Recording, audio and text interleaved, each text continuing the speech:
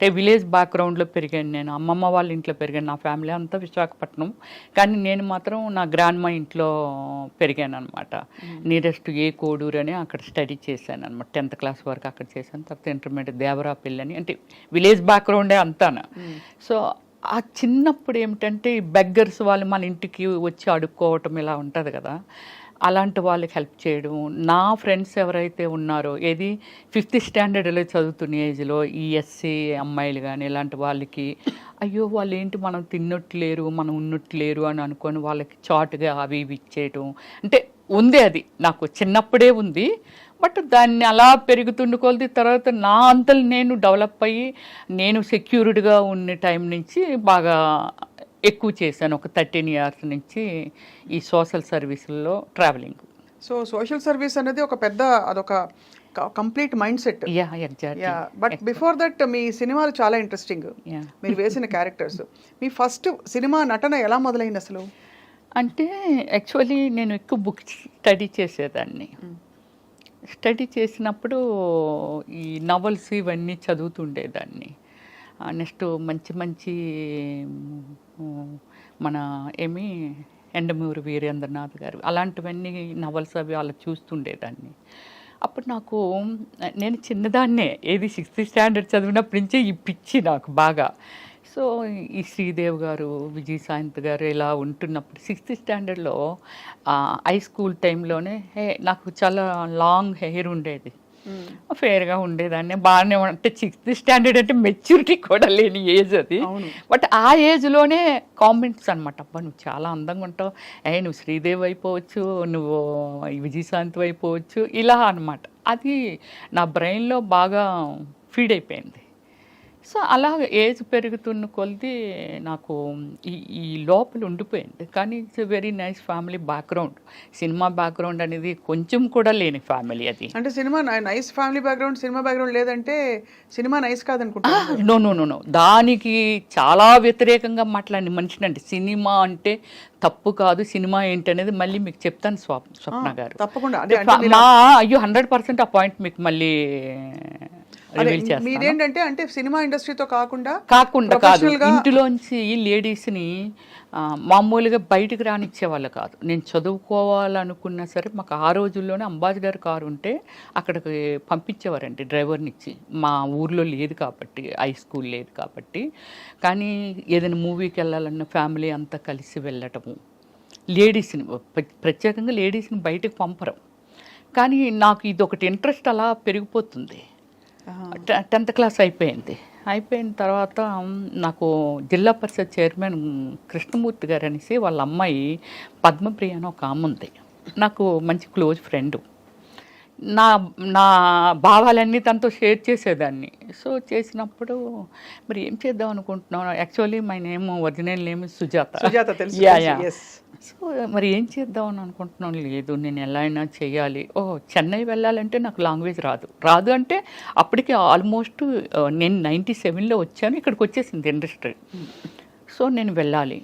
అప్పుడు తను ఏం చేసిందంటే, మీకు ఒక పెద్ద, ఇప్పుడు ఫస్ట్ టైం నేను రివీల్ చేస్తున్నాను, TV9 రవిప్రకాష్ గారు ఉన్నారు కదా, అక్కడి నుంచి తనకు ఒక ఫ్రెండ్ తెలిస్తే, తను కూడా ఉమెన్ కదా, సో అందుకని ఇంకో ఫ్రెండ్కి బెత్తాయించి సుజాతలుగా హైదరాబాద్ వెళ్తానంటుంది, మూవీస్లో చేస్తానంటుంది. అబ్బా నాకు భయం అనిపిస్తుంది, వాళ్ళ ఫ్యామిలీకి ఏం చెప్పాలి అది ఇది అని.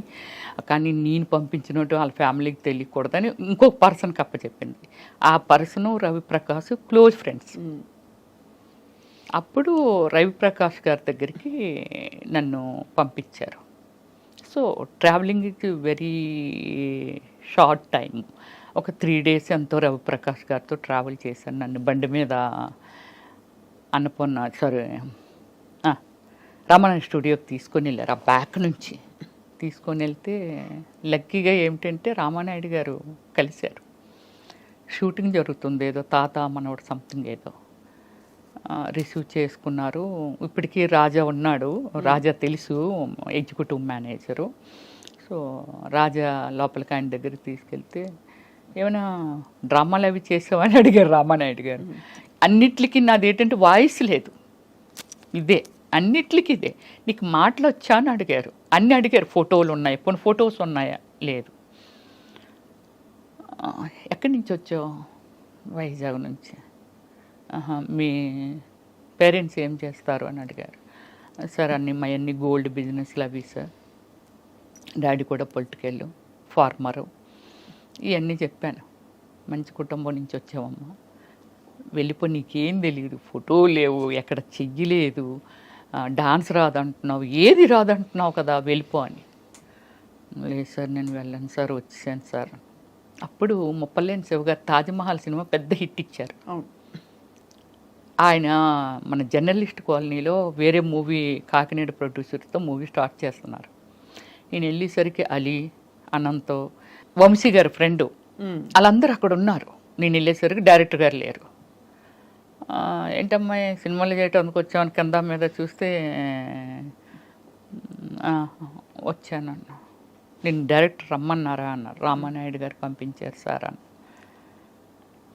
నన్ను కొంచెం ఏమొచ్చు నీకు, ఏం చేస్తావు నువ్వు, ఎర్రబస్ ఎక్కువ వచ్చేసావా, ఇలా మాట్లాడేవాళ్ళు. బట్ నాకు అప్పుడు దాన్ని కొంచెం సీరియస్గా తీసుకొని ఫీల్ అయిపోయి అంత ఏం లేదు. నేను ఇంకా ఫస్ట్ టైం ఎంట్రీ కదా, అలాగే ఉంటుందేమో అనుకున్నాను. డైరెక్టర్ గారు వచ్చారు. వచ్చి ఒక బ్లైండ్ సీన్ నాకు ఇచ్చారు. అంటే ఒక పెళ్ళికొడుకు, వాళ్ళలోనే పెళ్ళికొడుకు, నా వెనకాతలో ఒక ముగ్గురు వాళ్ళనే నిల్చోబెట్టి పెళ్లి చూపులకు వచ్చారు, నీకు ఇష్టం లేదు, నువ్వు బ్లైండ్ లాగా నటించాలి, కాలు తనుకొని ఎత్తేయాలి అన్నారు. సార్ కప్పు పగిలిపోద్ది అన్న. పర్లేదు, పగిలిపోతే కొనుక్కుంటాంలో, నువ్వు చెయ్యి అన్నారు. అంటే అప్పటికి మీరు ట్యూనింగ్లో ఉన్నారు, యాక్టింగ్ అంటే ఇలా ఉంటుంది అని? లేదు, అసలు నాకు తెలీదు. చేసేసాను అంతే, చేసేసాను. అంటే కప్పు పగిలిపోయినా పర్వాలేదు అన్నారుగా, చేశాను. బట్ వెంటనే ఆయన కోరుకున్న ప్రీడ్ మూవీ స్టార్ట్ చేశారు. వితిన్ 15 డేస్లోనేదో. యు బిలీవ్ స్వప్న గారు, త్రోట్ క్యారెక్టర్, సాంగ్స్లోను అన్నిటిలోనూ మంచి క్యారెక్టర్ ఇచ్చారు. గ్రేట్. 13 డేస్. అప్పుడు నాకు 24,000. ఎప్పుడు? 1997లో. ఎక్కువే. నీకు అంత రెమ్యునరేషన్ ఇచ్చారని. కానీ ఎక్కడ ఫస్ట్ టైం చేస్తున్నానని ఫీలింగ్, నాకేం కెమెరా ఉంది అది ఉంది ఏం లేదు స్వప్న గారు. అలా చేసుకుంటూ వెళ్ళిపోతున్నాను. మీతో కూడా ఎవరు వచ్చారు రమేశ్రీ గారు? ఎవరు అలా, మీరు ఎలా ఒక్కదాన్ని వచ్చాను.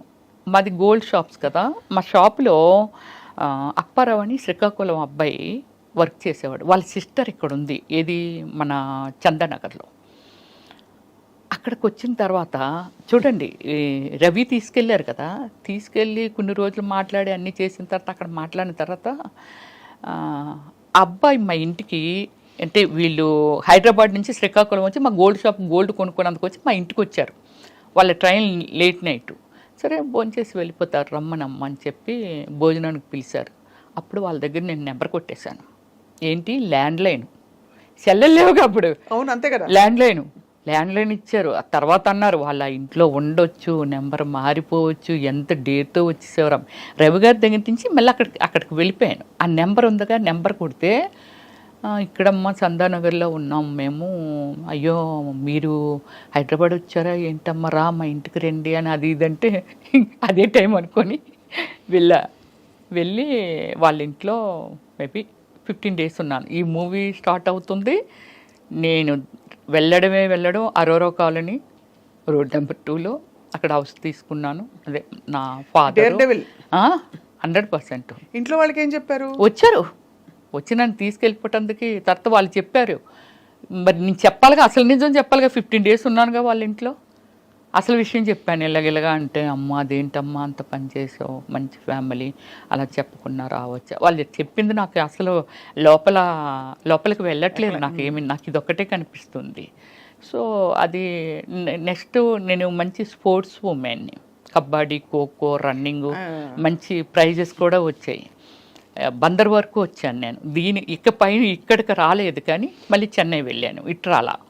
సో అలాగే ఏమిటంటే వాళ్ళ ఇంటి దగ్గర నుంచి మా పేరెంట్స్కి వాళ్ళు ఫోన్ చేశారు. చేస్తే మా ఫాదరు బ్రదర్ వచ్చి చాలా సీరియస్ అయ్యారు. ఏం చేశారు, మీకు చెప్పకుండానే వచ్చేసాను, మీరు తీసుకెళ్ళా మరలా వచ్చేస్తాను. ఇదే నా ఆన్సర్, ఇదే ఉంది వాళ్ళ దగ్గర. వాళ్ళు ఏం చెప్పినా ఏం చేసినా. అప్పుడు మీరు మేజరే కదా? అప్పుడెక్కడ మేజర్, అప్పుడే 16 నా ఏజ్ అప్పటికి. 16 ఏళ్ళే. 16 ఏళ్ళకి కాకపోతే బాగా బొద్దుగా ఉండేదాన్ని, అప్పట్లో హీరోయిన్లు అందరూ కొంచెం మెయిన్ క్యారెక్టర్స్ వాళ్ళు కూడా యంగ్ గా ఉండేవారు. లావుగా ఉండేదాన్ని. సో అప్పుడు డాడీ వాళ్ళు చెప్పినా ఏం చేసినా నేనైతే రాను అంటే అనకూడదు ఆ వాడు. మా అమ్మ ఎవరైనా అడిగినా చేసినా నా ఫస్ట్ మూవీ కోరుకున్న ప్రియుడు మార్కెట్లోకి వచ్చేంత వరకు నేను చచ్చిపోయాననే ఒక టాకు. రియల్లీ అంటే అంత ప్రెస్టేజింగ్గా ఫీల్ అయ్యారు. ఒక ఫ్యామిలీ నుంచి చెప్పా చేయకుండా వెళ్ళడము ఇదంతా అనేది. ఆడపిల్ల వెళ్తే కంగారు పడతారు కదండి. కానీ మిమ్మల్ని మీరు ఎలా సంభాళించుకున్నారు అప్పట్లో? అంటే ఇండస్ట్రీలో రకరకాలు అంటారు కదా, ఇప్పుడు పరిచయం చేస్తామని తీసుకెళ్ళి మోసం చేసే వాళ్ళు ఉండొచ్చు. ఇండస్ట్రీలో చాలా మంది ఇలాగా, అంటే ఇవన్నీ వినడమే మనం. అవును. కానీ అఫ్ కోర్స్ చాలా మంది గొప్ప నటీమణులు, గొప్ప సక్సెస్ఫుల్ అయిన ఆర్టిస్టులు 100 మంది ఉన్నారు, 1000 మంది ఉన్నారు. మీ ఎక్స్పీరియన్స్ ఏంటి రమేష్ గారు? నేను స్వప్న గారు ఫస్ట్ నుంచి సమ్ లైక్ వెరీ లిమిటెడ్ ఉమెన్ని, ఇన్ని లాంగ్వేజెస్, ఒక 400 పైన మూవీసు, ఇన్ని చేసి ఇన్ని జాతీయ అవార్డులు, స్టేట్ అవార్డులు, is a dare and dash. నా కైండ్ ఆఫ్ యాక్టర్స్ ఎవరు సినిమా మేకింగ్ చేసిన వాళ్ళు ఇంతవరకు లేరు. కథ, స్క్రీన్ ప్లే, డైరెక్షన్, ప్రొడ్యూసింగ్ అన్నీ నేనే చేసుకొని సినిమాని కూడా రిలేట్ చేయగలిగాను అని అంటే so world wise very famous అయిపోయాను ఓమల్లి తర్వాత.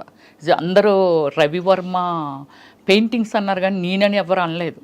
అమ్మాయి కాదు రవివర్మ పెయింటింగ్స్ అని.